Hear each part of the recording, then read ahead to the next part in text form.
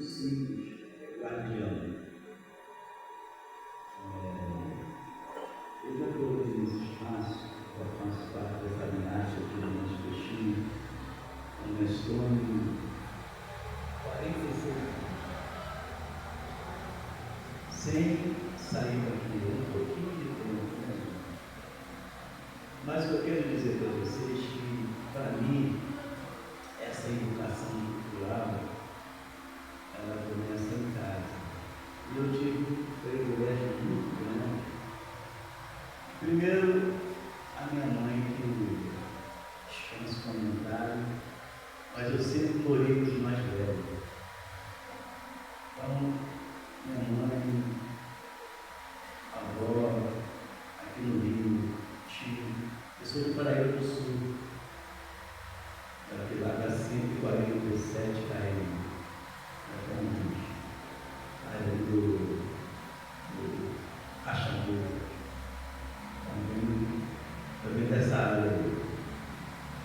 E uma coisa que eu sempre trago comigo, que quando você traz essa educação de casa, você cresce com ela, é tudo mais fácil. Então, quando eu caí aqui nessa linhagem do mais peixinho com Antônio, aqui é tudo para mim. Mas eu já fazia isso desde pequenininho. Aprendi com os mais velhos. Naquela época, hoje não tem, mas não tem, né? Aquela coisa do ensinar no olhar. E a cultura, para mim, dos nossos ancestrais, é isso. É no olhar, é você se manifestar no olhar e saber o que tem que fazer. É o que nós fazemos aqui dentro do Início Peixinho. Eu, tanto minha história, e todo o quadro de pessoas que aqui estão, a gente conversa muito no olhar. E nós esperamos que cada vez mais a gente possa ver essa continuidade de quem chegou antes, de quem plantou e deixou a semente para a gente dar continuidade. Então, não é fácil a gente manter uma casa com tanto axé, com tanta ancestralidade, que você percebe quando você entra lá naquele portão, quando você ouve um tambor se comunicar com quem está longe e com quem se incomoda com a gente até hoje, aqui do lado, né? E sempre uma pessoa falando mal da gente, falando que a gente aqui é um bando de bagunceiros, né? Mas a gente sabe bem da história, a gente estuda, a gente pesquisa, a gente sabe dos nossos direitos, e a gente sabe de quem construiu esse país, né? E o mundo. Então, hoje em dia, eu sou um guardião, um amador, aqui junto com o Mestrano, assinando dado por ele. E nada é por acaso eu estar aqui. Vou contar uma coisa rápida aqui. O mestre Antônio, quando isso já tem uns 30, né, não sei, ele me passou uma turma enorme na Travessa Grécia, dando aula, e acreditou em mim, não era nem formado. E quando o mestre Peixinho faleceu, ele me convidou para estar aqui com ele, para levar essa casa. Ser guardião são a herança dos ancestrais. Quando você cuida, você vai ter. Quando você aprende de pequeno, no berço que você nasceu, quando as coisas surgiram, fica muito mais fácil para você levar a casa. Então eu levo essa casa com muito orgulho, porque tudo que eu vou tentar devolver para a capoeira e para a cultura vai ser muito pouco do que os ancestrais me deram. Então é um prazer muito grande estar aqui como amador e como guardião dessa casa de axé, de ancestralidade, do legado do mestre Peixinho. E estamos aqui para atender vocês e a gente vai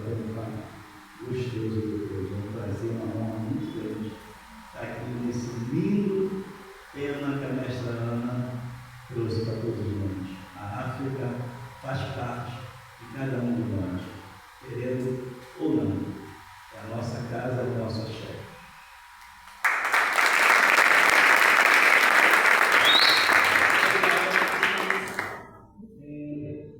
Passando uma cola para vocês, perguntas. Quando a Marli fala sobre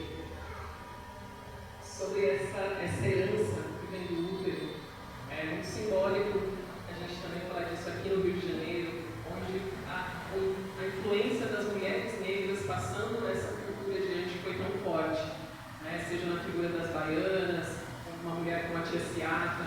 Então tudo isso foi trazendo para a gente o que a gente tem hoje, essa riqueza mesmo cultural, e a mestra Ana trouxe com esse tema para a gente pensar. Então, muito obrigada por essa fala, e a Marli, e a gente, com certeza, o pessoal vai perguntar coisas também para ela. E mestre Ramos também com esse simbolismo todo de ser um guardião e de como as coisas foram transmitidas para ele. Eu sinto que a gente não está dito, né? Não está escrito nos livros como é essa África em nós. A gente foi descobrindo, a gente foi aprendendo e foi, com o olhar, conseguindo trazer até aqui. Eu vejo uma mulher que nem a Lídia. Nossa, que orgulho que eu tenho de ver uma mulher dessa assim na minha frente. A gente conseguiu, a gente está vivo e a gente está seguindo e passando adiante. Então, é uma honra estar no mesmo espaço que você. Mestre Tony, por favor. Boa noite.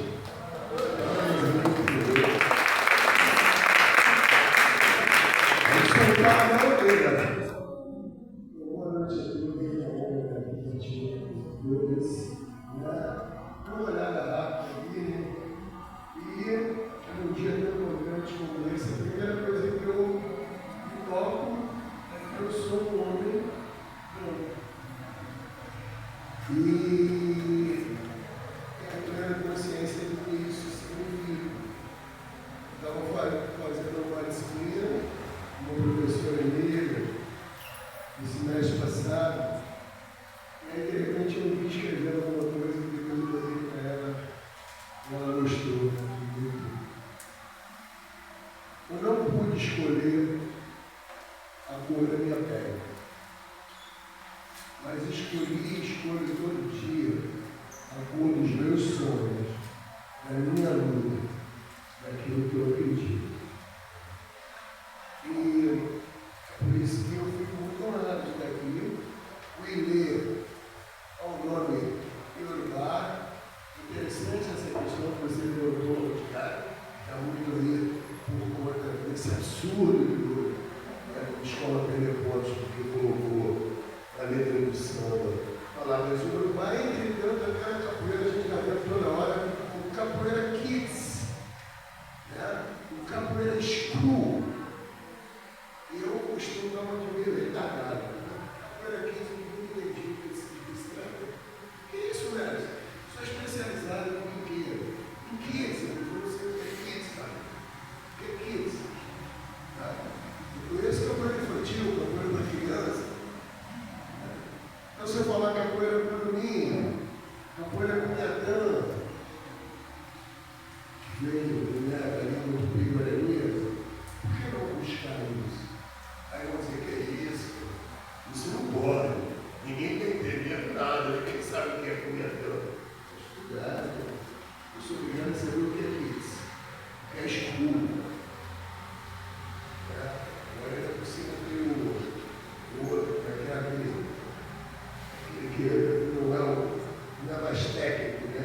Técnico geral. É o coach. Tem o coach. Bom, eu escrevi uma coisa aqui, no momento da necessidade, senão eu vou explicar.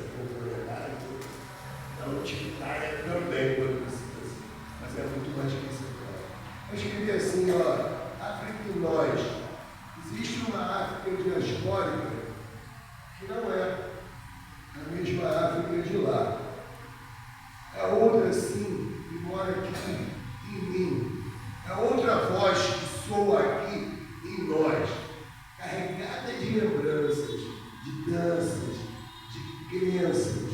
Esquece, preto, esquece.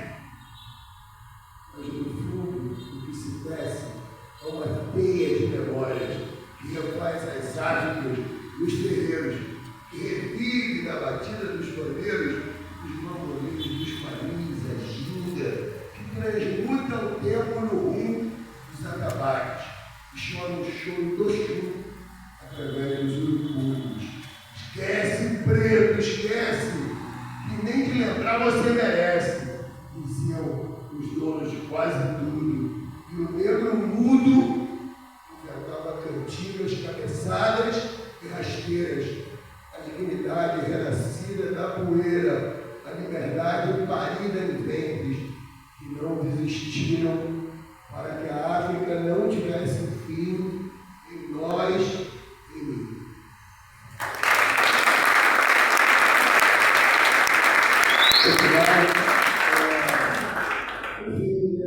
O Ilê passou a ser Ilê porque já há um espaço que o mestre Vestil construiu e a gente, acreditamos que muito precocemente, teve que assumir.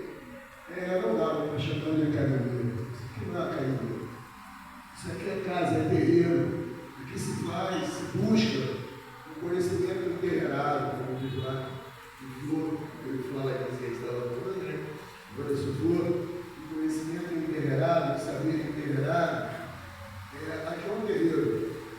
Terreiro não tem terra, mas a gente um dia vai ter um outro terreiro para colar com esse, uma terra que é importante para caramba. Mas a gente já transformou isso aqui em água, a partir de sonho, de música, e a gente transforma em terra todo dia, quando a gente mete o pé nesse chão.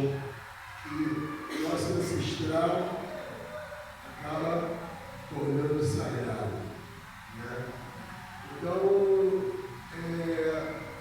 houveram umas questões norteadoras do que a gente ia pensar sobre isso, e como que o Ilê apresenta, o Ilê mais que apresenta, né? Aqui no Ilê a gente vive capoeira, gente.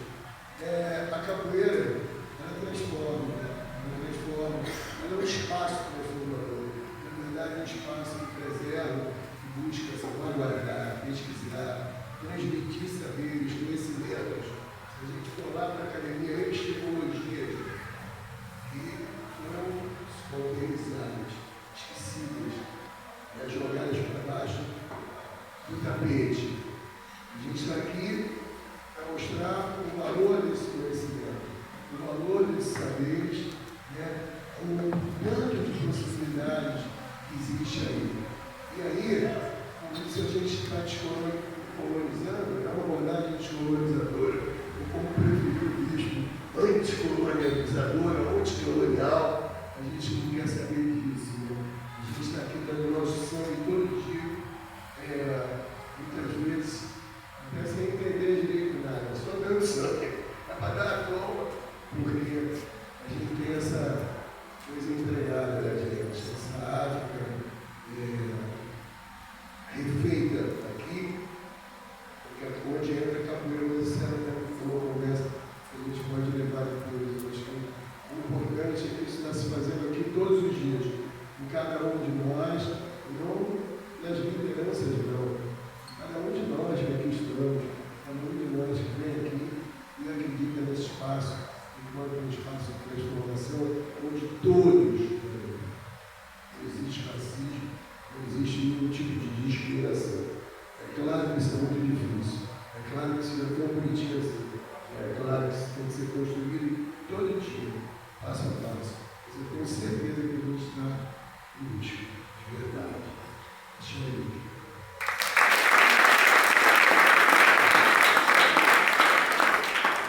Obrigada, Antônio.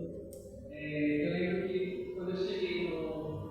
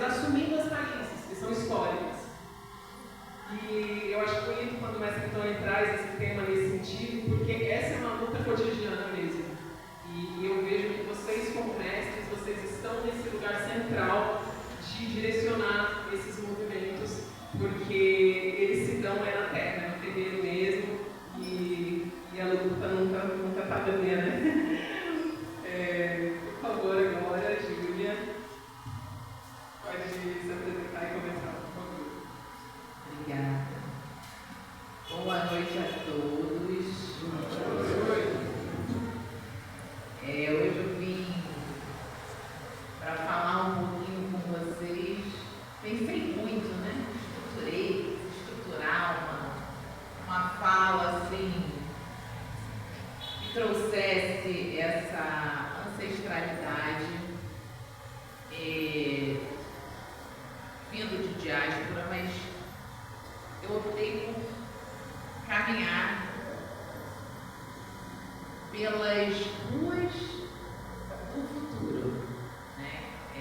A minha visão e a minha história de vida e de trabalho sempre foi muito centrada e preocupada com o futuro.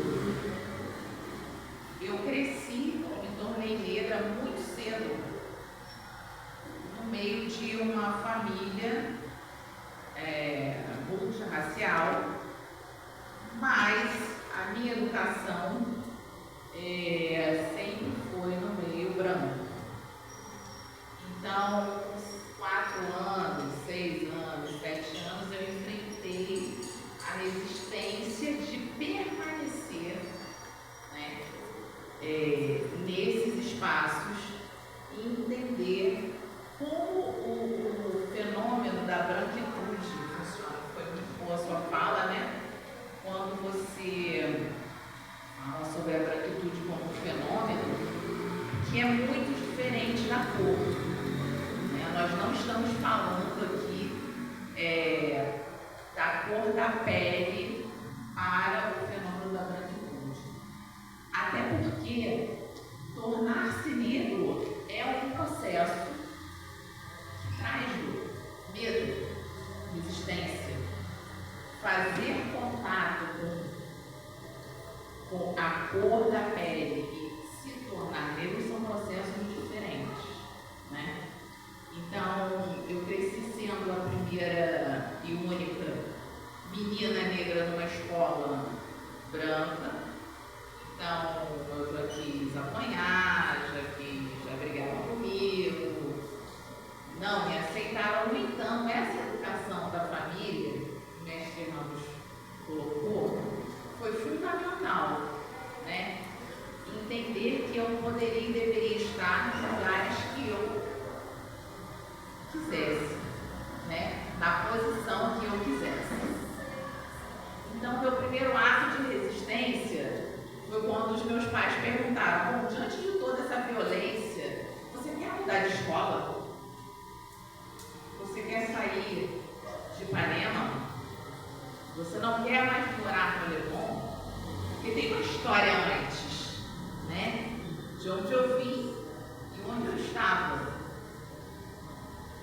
E eu me lembro que essa pergunta até hoje fica comigo, né? Porque eu escolhi ficar. E eu escolhi ficar porque eu gostaria de entender o que acontecia com a branquitude. E o que eu deveria fazer para mudar essa história.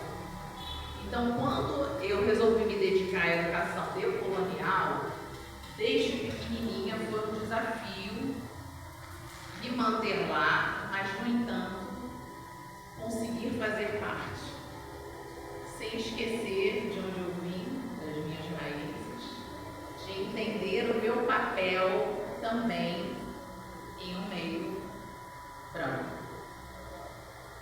Por que eu trago isso, né? A gente está falando de conexões ancestrais.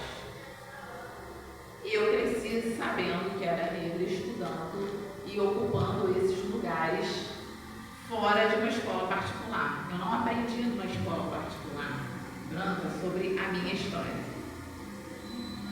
Então foram em espaços diversos, no terreiro, no candomblé, com a minha família, com a rezadeira, subindo a serrinha, com a minha família. Então, parte da minha família é indígena, então eu ia para o Mato Grosso, Santo Antônio, estava entre aldeados, onde são tios, parentes, e a minha parte, por parte de pai, preto, né? Então, eu não conheci os meus avós, eu não sei quem são os meus avós. Os meus avós não conheceram os pais deles. É muito difícil para uma comunidade se reconhecer quando ela não sabe de onde ela veio. Né? Quem é a minha bisavó? Quem é o meu bisavô? Quais foram as terras que eles trabalharam e de onde eles vieram? Então, eu descobri muito tarde que meu avô não sabia quem eram os pais deles.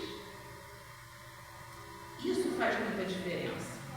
Então, quando a gente vai buscar a nossa conexão, a gente tem que ir antes do período de escravidão. E lembrar que existe uma ancestralidade que não é só cultural. Porque nós somos multiculturais, diversos, exatamente por conta dessa ancestralidade. Mas é lembrar que existe uma ancestralidade científica muito rica, muito antes. A gente está falando de 8 gerações, 10 gerações antes dessa aqui que estamos. É uma ancestralidade filosófica que hoje está sendo debatida. Então, quando me veio uma das perguntas, falando como é que eu vou trabalhar a inovação, a força, dentro desses espaços múltiplos e que respeitem a nossa ancestralidade, a gente realmente precisa ser criativo. Então, crescendo e sabendo que eu sou uma mulher negra, eu ocupei todos os espaços possíveis. E eu fiz isso e eu quis me especializar no comportamento humano. Então, tem uma historinha que entendi que sou diferente nesse espaço, mas como eu faço para dialogar com essas pessoas e fazer com que elas me respeitem e que eu conquiste o meu espaço? Eu precisei desenvolver metodologias praticamente sozinha, né? Não foi dentro de uma universidade, não foi dentro de uma pós-graduação, mas desenvolver metodologias que me permitissem acessar todos esses espaços e conversar com todas as pessoas para que elas entendessem o valor de cada um, né? E aí eu sou muito fácil de estender, porque essa experimentação, ela dura até hoje. Então, quando eu vou quando eu sou convidada, vou falar um pouco mais dos últimos tempos que já mudaram bastante, mas quando eu sou convidada para participar de um programa de aceleração de carreira para jovens negros dentro de uma multinacional, seja uma Ipiranga, British Tabaco, o maior desafio hoje, falando de juventude e de novas gerações, com uma visão de futuro, o maior desafio não é ocupar esses lugares, porque hoje existem políticas e ações afirmativas dando mais acesso e oportunidade para que esses jovens estejam lá, ocupem esses lugares, né? Mas o maior desafio hoje é que eles se sintam parte, é que eles permaneçam nesses espaços. E poucos entendem que permanecer nesses espaços exclusivamente brancos é um ato de resistência. Muitos optam por não ocupar esses lugares. Seria muito fácil, quando meus pais me perguntaram com 8 anos de idade, eu morava na Pafuna, uma vila, com criança brincando o dia inteiro. Nós fomos morar no Leblon, estou trazendo um exemplo, num apartamento onde meu pai já teve um vizinho abrindo a porta do elevador de serviço para ele entrar. Então, permanecer lá é um desafio, é resistência. Muitas vezes, nós, pessoas pretas, a gente história alguém num lugar diferente daquele que usualmente a gente vê e acompanha, mas como que essa pessoa está aqui? Por que ela está aqui? Então isso é difícil também para quem vê pessoas negras num lugar diferente. Mas isso é tão importante que faz refletir sobre o futuro. De que forma a gente vai identificar o outro? Resistindo também, prosperando também, falando sobre prosperidade também, falando sim que é possível ocupar novos espaços e permanecer nesses espaços. Agora, o desafio é cuidar da sua saúde mental. A gente já destruiu, né? Nós já somos destruídos por conta de uma história, de uma ancestralidade, de silenciamento. O mestre Fernando, numa ocasião, numa roda de conversa que eu falava sobre saúde mental, ele me perguntou, eu não esqueci disso, que foi as histórias que nos antecederam no período em que as pessoas estavam escravizadas. Nós carregamos isso.